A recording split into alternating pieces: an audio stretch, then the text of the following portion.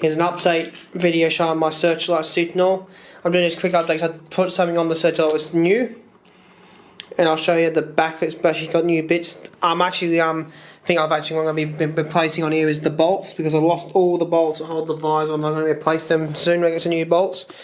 Second update, I put my railway phone on the side.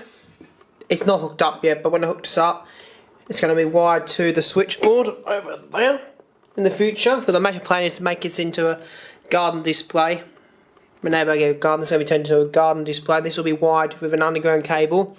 This will be wired with an underground cable. Now I've got an old-fashioned fuse box for this. I'm going to wire to this.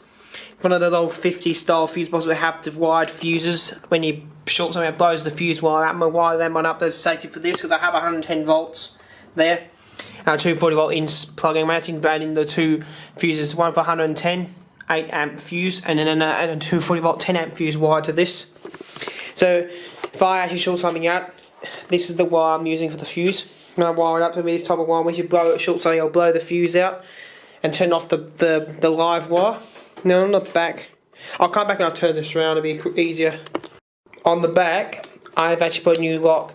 This lock is a proper railway one, I'm not joking. This is a VR P7. Note, I do have the proper railway P7 key, but this is the copy of it. This is the proper one. And I get this, I believe this key would work in all types of P7 padlocks. So if I have this key, this key sits in my room in my safe.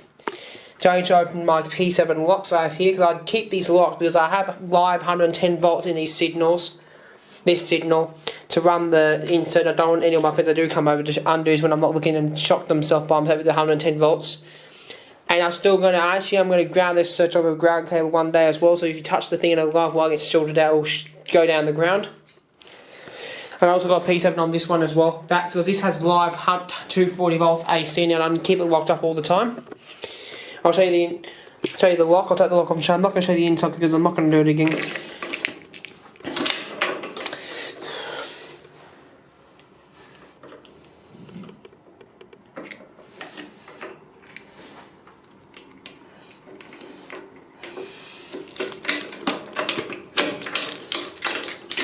Not in great condition, but for $50 I'm not complaining for two locks. Somebody's got these from got them. I know most of my friends know I get railway equipment from, so I'm not going to mention where I got these from. Maybe when I go to the Victorian Railway Antiques to get stuff like this, my camera's lost focus. I'll go out in the hallway and it should say P7 on the lock somewhere.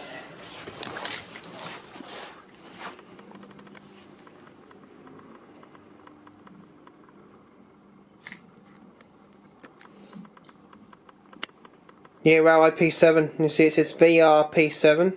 Or, yeah, P7. Ignore the mess, I'm just tidying up a few things. But I have this railway lock on the Searchlight. Stops me from unlocking the ring nut and getting into the signal.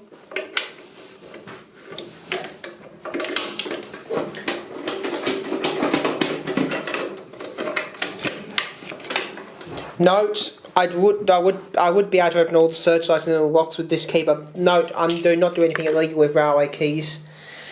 Because I do have the railway key here, but this railway key is only to be used on my padlocks only, because these are under my own ownership, these locks. And I will only use the key on these signals. I could open all the Searchlights up on the railways, but I'm never going to do that because this key's for my signals and my signals only. I've got these locks on here for safety reasons. I can't undo the wing nut and get into the signals. But I got this on there because I do have, like I mentioned, 110 volts AC on this one and 240 volts AC on that. I'm coming back when I show that signal update. Where's the second part of this? And this signal has been fully automated, this one, to go like a real signal would. If anyone knows what I'm using, just type in, if you want to get the thing for your 3-aspect signal, just type in traffic light sync module. And it'll come up at multiple places. Mine was the one from Germany. And the way you wire these up to the signal, you wire... It has 3 wires. Comes up about 5 wires. Have, I think, black, red, yellow, green, white, and orange. White and orange is possession signal. red, yellow and green is for the traffic light. What I did, the red wires wide to the green, yellow's wide to the yellow, and the green wires wide to the red. So the green light wire actually is on there, the green circuit's on there, but I can try those. I wired it a bit different, so you can't wire, you have to wire it back to front. Because I'm actually using it to run the lights, but I'm actually running it with different sync modules. You agree this gives a good automated feel like a train moving through the blocks. Now I'll show you what I did on the inside. I'm not using any of the original globes. I've converted this light from a 12 volt circuit to a 240 volt circuit. Once it returns to danger, I'm going to stop the camera, unplug it, then turn it around and open it up, because I don't undo this off camera. Or I might get my camera assistant to hold the camcorder while I do this. Well, I'm going to turn this off and then show you it on the back. Here's the video. I did repaint this signal, actually. It looks pretty brand new. So I repainted it with black gloss. 2 coats, actually. This is the padlock on the back. So it's, like I mentioned, it's a Railway P7. I've got 2 sets, and one in the key operates both. Where I put the electricity cable in, now these signals have like a nut that goes through here to fix it to the pole. I actually took the screw out, put the cable going right up the pole. Note, I've got this, I'm actually going to be changing this plug-in if you have earth ground for this, so I can have earth ground to it. So if I actually have electrical problem with this, it will earth ground it. If the live wire comes detached and touches the middle, something it will actually cause an earth fault to blow the fuse out. Blow the circuit back in this flat if it kills an earth fault, but I don't really need that at the moment. What really gets me annoyed with these super signals, you have to swing these ring nuts to unlock them. And it has bloody 2, it's bloody annoying to undo.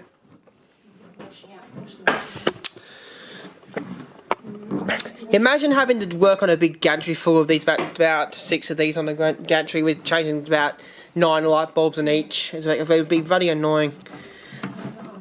I'm still filming, by the way. I'll come back off camera when it's undone. Well, I'm inside the signal. This is what I did make it work. This is the traffic light sync module in this box. It's insulating it from the metal shell. Then I bought these cheap. You can buy these for I think $8 a lamp socket. I think it was 8 or 5 bucks, I can't remember now. But I made myself a homemade plastic brackets, like out of Coke bottle, and I made it so it fixes onto the original bolts. And then I have light bulbs and things. I got a common neutral where all the neutrals are joined here on one terminal, goes into the common. Then the lives go through to each light bulb. Got 2 incandescents in. I did have an incandescent in this, but I found a problem.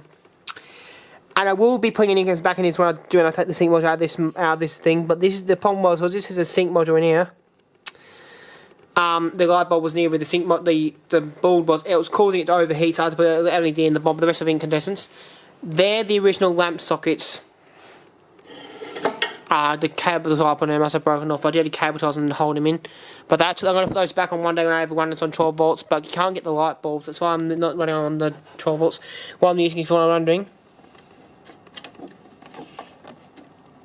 Oh, more stuff in. I might show you the bulbs. Oh yeah. The bulbs I'm using is regular bayonet. What's really funny, these lights in here did originally have bayonets, but the problem was they had 3 pins and they run on 12 volts, not 2 pin, 240 volt, but they've got massive relays in here.